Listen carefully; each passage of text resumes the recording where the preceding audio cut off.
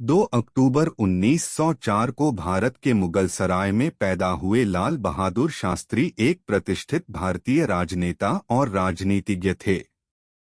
उन्होंने 1964 से 1966 तक भारत के दूसरे प्रधानमंत्री का सम्मानित पद संभाला और इससे पहले 1961 से 1963 तक देश के छठे गृह मंत्री के रूप में कार्य किया।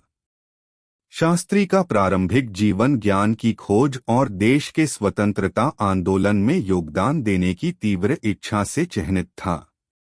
उन्होंने अपनी शैक्षिक यात्रा पूर्व मध्य रेलवे इंटर कॉलेज और हरीश चंद्र हाई स्कूल से शुरू की। हालांकि उन्होंने असहयोग आंदोलन में सक्रिय रूप से भाग लेने के लिए औपचारिक स्कूली शिक्षा छोड़ दी, जो भारत की स्वतंत्रता के प्रति उनकी अटूट प्रतिबद्धता का एक प्रमाण है। सामाजिक सुधार के प्रति उनका समर्पण तब स्पष्ट हुआ जब उन्होंने हाशिए पर रहने वाले समुदाय हरिजनों के जीवन को बेहतर बनाने के लिए अथक प्रयास किया। इसी समय के दौरान उन्होंने अपने जाति व्युत्पन्न उपनाम श्रीवास्तव को त्यागने का महत्वपूर्ण कदम उठाया, जो भारत में गहरी जड़ें जमा चुकी जाति व्यवस्था के खिलाफ एक प्रतीकात्मक इशारा था। शास्त्री का बौद्धिक और वैचारिक विकास स्वामी विवेकानंद, महात्मा गांधी और एनी बेसेंट जैसे महान विचारकों के लेखन और दर्शन से काफी प्रभावित था। गांधी की शिक्षाओं ने शास्त्री को प्रभावित किया और उन्हें 1920 के दशक के दौरान भारतीय स्वतंत्रता आंदोलन में सक्रिय भागीदार बनने के लिए प्रेरित किया। उनके समर्पण और नेतृत्व गुणों को तुरंत पहचान लिया गया और उन्होंने प्रख्यात स्वतंत्रता सेनानी लाला लाजपत राय द्वारा स्थापित संगठन सर्वेंट्स ऑफ द पीपल, लोक सेवक मंडल के अध्यक्ष की भूमिका निभाई।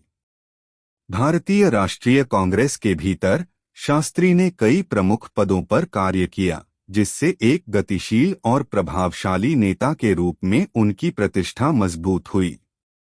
1947 में भारत को स्वतंत्रता मिलने के साथ शास्त्री भारत सरकार के भीतर एक भूमिका में आ गए। वह प्रधानमंत्री जवाहरलाल नेहरू के भरोसेमंद विश्वासपात्र बन गए और प्रमुख कैबिनेट पदों पर रहे। प्रारंभ में उन्होंने 1951 से 1956 तक रेल मंत्री के रूप में कार्य किया और बाद में गृह मंत्री सहित कई अन्य महत्वपूर्ण भूमिकाएं निभाईं। प्रधानमंत्री के रूप में शास्त्री का कार्यकाल कई उल्लेखनीय पहलों से चिह्नित था, जिनका भारत के विकास पर स्थायी प्रभाव पड़ा। उन्होंने श्वेत क्रांति का समर्थन किया, जो एक राष्ट्रव्यापी अभियान था जिसका उद्देश्य दूध उत्पादन और आपूर्ति बढ़ाना था। आनंद गुजरात में अमूल दूध सहकारी समिति के लिए उनका समर्थन और राष्ट्रीय डेयरी विकास बोर्ड की स्थापना ने भारत के डेयरी उद्योग को बदलने में महत्वपूर्ण भूमिका निभाई।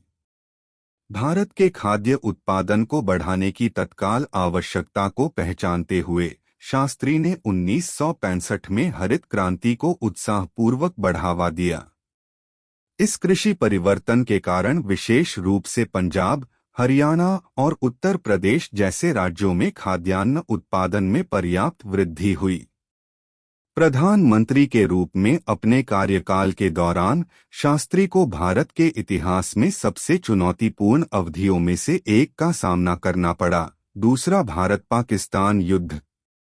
उन्होंने इस कठिन समय के दौरान मजबूत नेतृत्व प्रदान किया और प्रतिष्ठित नारा जय जवान जय किसान, सैनिक की जय किसान की जय गढ़ा, जो अपने सशस्त्र बलों और कृषि समुदाय दोनों के लिए देश की कृतज्ञता और सम्मान को दर्शाता है।